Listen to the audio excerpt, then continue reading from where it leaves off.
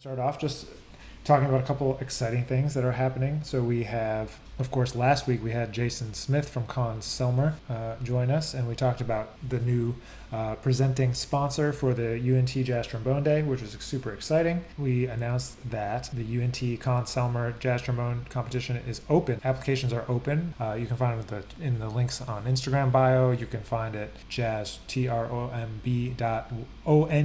is Jazz Trombone. You can find all the application information there, and we'd love to have you. It's for 30 and under, all for young artists. We're excited to be partnering with Con Selmer on that, and I have another announcement about that I'm going to make today, which is super exciting. Obviously, the King and Con Selmer are giving away the first prize winning prize. The first prize is going to be a King Jazz Trombone in that competition, and the second prize is going to be a custom slide from Butler Trombones. And so I'm excited to announce that Butler Trombones has agreed to be coming on board and be involved with our Jazz Trombone Day, and they are going to be providing that custom hand slide. And if you don't know anything about Butler Trombones, you can check them out. But Dave Butler, great trombonist in his own right, is going to be making, he makes carbon fiber trombones, and he makes also just parts for other trombones to replace with carbon fiber. So it's like an outer slide. If you're a finalist, it's going to be great because you're going to the top two, and I know that we're going to have something for a prize for the third, and so all three finalists will have something. That's coming up, and that's November the 20th, 2021, if you want to mark it down. The competition is open now, 30 and under. It's due on September 1st. And then the second exciting thing from this week is, if you saw, meaning me, launched a new duet book. And so that duet book is called Get To It, kind of in the series and spirit of all of the other books that have come out recently. In the last 8 years, it started with Get Ahead, which was my first book that came out in 2013, kind of a method book to get you from 0 to 1. If you're a trombonist but doesn't play a lot of jazz, that's kind of goes from 0 to 1 there and gets you going. Style and phrasing and some transcriptions and stuff like that. And then over the years, we've got a warm-up book called Get Ready. We got a etude book called Get Set. We got a language book about how to create and manipulate 2/5 language called Get Language. And then the new duet book that came out this week called Get To It. Anyway, in the duet book, we deal with a lot of things around improvisation for two trombones. There's all the normal stuff: blues, rhythm changes, Cherokee, stablemates, all the things you are, Take the A Train, Autumn Leaves. It's all over, standards that you probably already know, and it gets you playing improvisations in a different way, kind of playing improvisation, not just like go play anything, like specific improvisation games and limitations. Have you played a carbon trombone? Thoughts? Yes, I have. I played Dave Butler's. I played his at ITF this year. He had some new ones there. He made a 525. And this one, so he makes like totally carbon fiber trombones, like all like the bell section and the slide, and then he does some where he makes like an outer slide just to put on a normal trombone. The rest of it is brass. My colleague from UNT, Tony Baker, has one of those for his King 2B. So it's super interesting. It plays a lot different. It resonates a lot different, but it's not like different in a bad way or anything.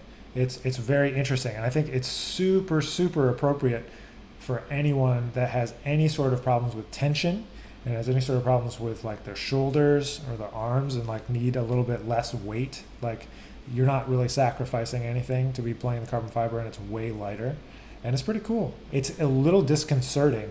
It's that because it feels so much different. What professional trombone player would you want backing you in a bar fight? I think it would probably be Steve Teray. I think he's pretty burly and scary. Not really scary, but I'll say Steve Teray. When you wrote Alternate Agenda, what kind of thoughts went through your head? So this was one that I use as an example when I'm talking to students about trying to write tunes to practice certain concepts or ideas. So I was trying to learn how to use the modes of melodic minor. I was trying to learn how to play the diminished scale. This was like all in undergrad, right? And I was trying to contrast that with like that Dorian mode. So creating a tune that had modal mixture. So anyway, the first part of the tune is melodic minor, and then the second half of the A sections are Dorian, kind of like Humpty Dumpty, moving down in minor thirds. The bridge is all diminished scales and octatonic sound. I wanted it also to be kind of like stablemates, so I made it ABA instead of AABA. So the head is AABA, but the blowing is ABA. And I wanted it to be different because I was trying to be difficult in that. And at that time, I was trying to do something quote unquote interesting. Whether or not it's interesting is kind of up to you to decide, I suppose. How long did it take you to learn and build up a usable library of standards? Have you transcribed the changes for every single standard you've learned? I think we're always working on that library of standards. It takes years, I think, to really internalize them and learn them in a way where you feel super comfortable. But I think what's more important actually is learning how to identify the chords orally with your ears, because it's pretty likely you're going to forget. I know I forget the changes to something. So, but if I learn it on piano, then it's less likely that I'm going to forget the changes. But if you learn how to identify the sound of the chords, the sound of the key centers, the sound of the flow of key centers, you can kind of remember it that way. And then I just have to remember one thing about a tune, for example. Like, does it start on one? Does it not start on one? Is it rhythm changes with a different bridge?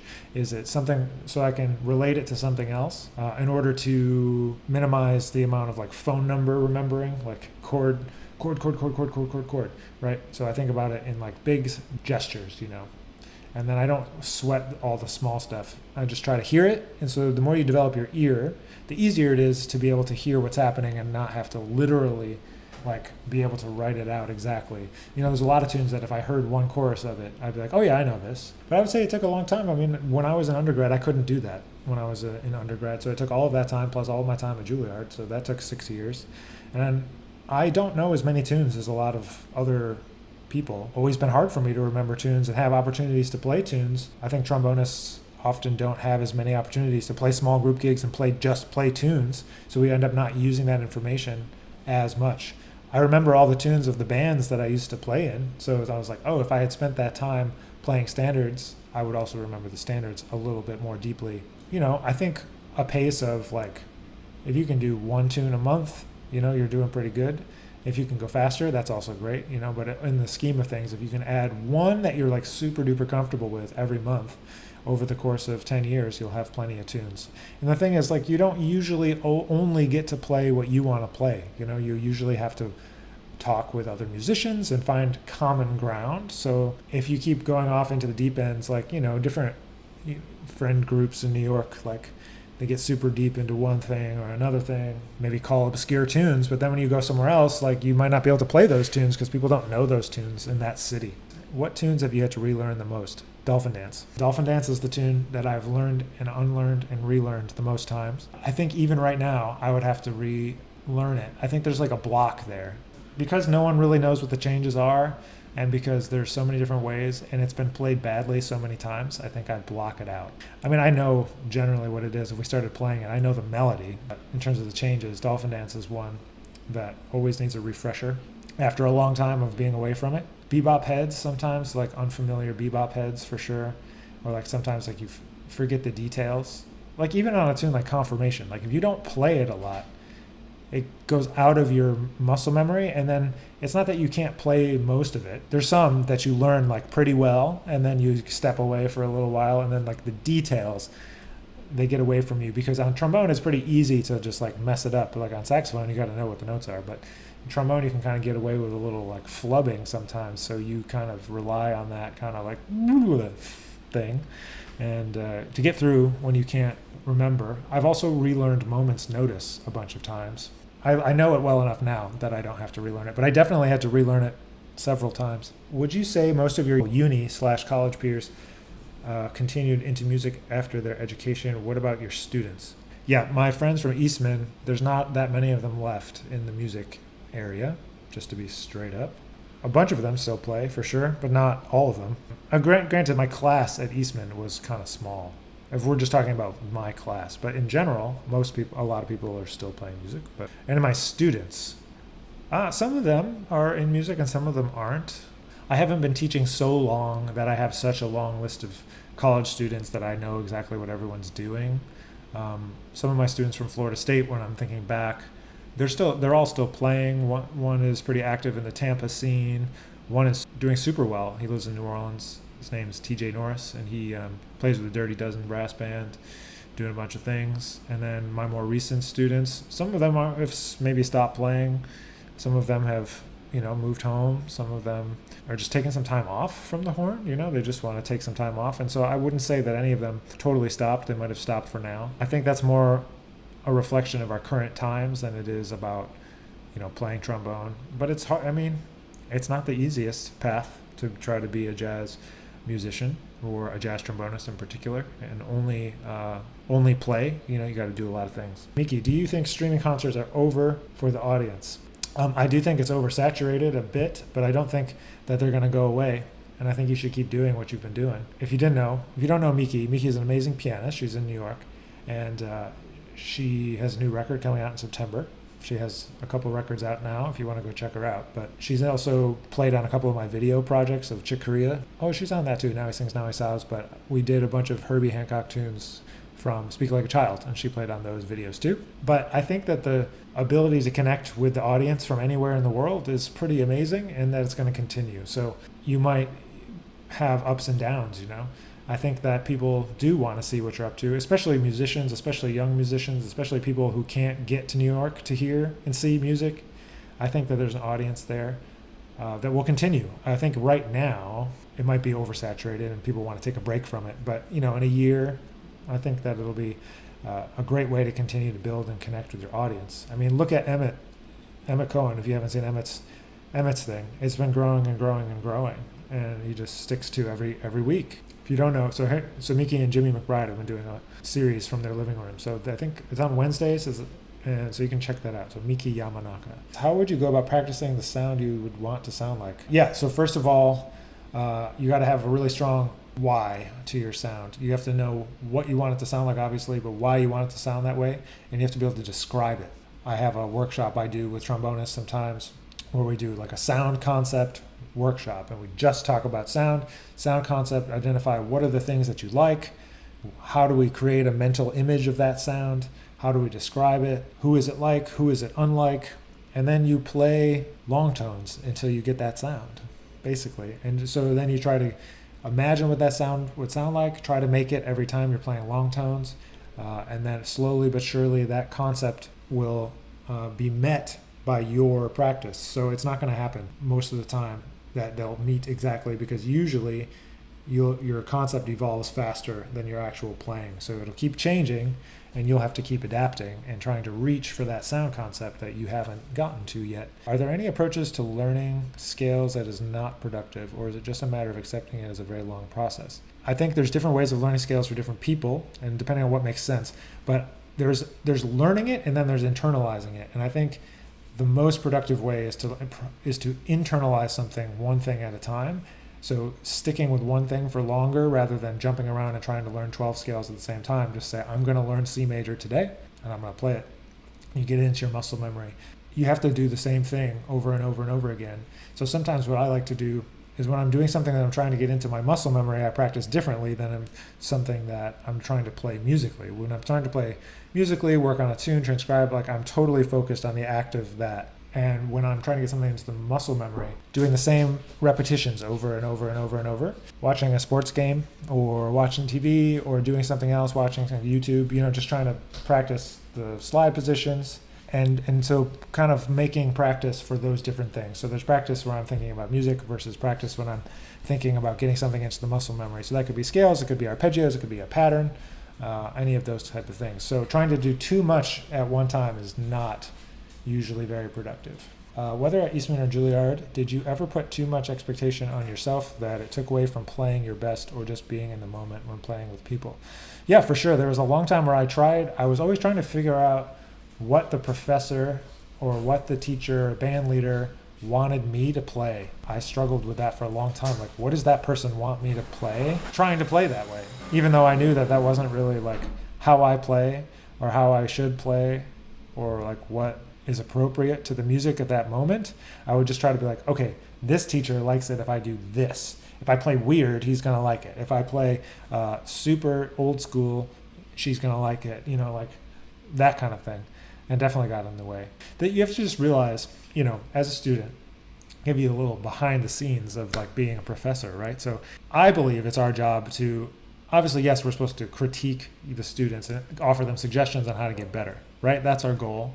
is to help you get better, but it's also just to try. It's also to try to push you beyond what you're doing right now. So, for example, like sometimes there's not that much to say. Like it was good, and you don't want to just say it was good. That's not very helpful. So like you have to, make suggestions or say like, oh, well, you also could have done X, Y, or Z. So, usually probably it seems like the professor always has something negative to say, but it's not that, you're trying to be negative or always have some kind of correction or whatever. It's just that we're always trying to push you to think about it another way, or like, well, it also could be like this. Like, have you thought about that? And then so realizing that it's just like it's a discussion, it's an ongoing evolving process, and it's not like this is right and this is wrong. I mean, some people are that way, but at least the way that I think about it, it's like, yes, I'm always going to have something to say because I'm always going to just try to challenge you to think like, what else could you do with this thing?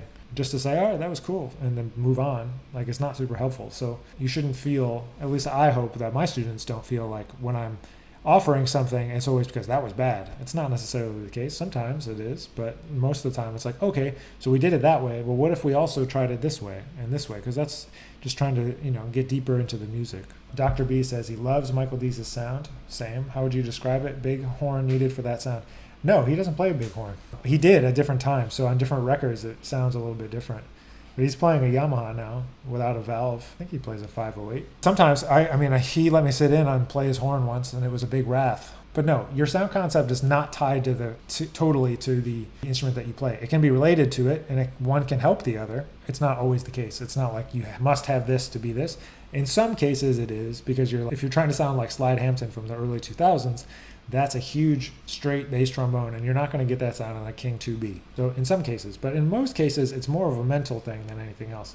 And trying to adjust equipment for me is the last resort. I always think about that as the very last resort. Did you ever keep a musician who didn't like you, your music, and your band because you thought that you needed to earn their respect? Oh, wow. I guess the answer is no, because I've never thought about it. Because I probably wouldn't have called them in the first place, I guess. I don't think you can really make that happen. Like, you can't make someone respect you other than by just doing what you do. It's not gonna change that way that they think, because you can't do that. You can't make them feel a different way. You can't make them change. So they're just not going to at a certain point. And so you just have to be the best version of how you want to play and your music and what fits your music the best.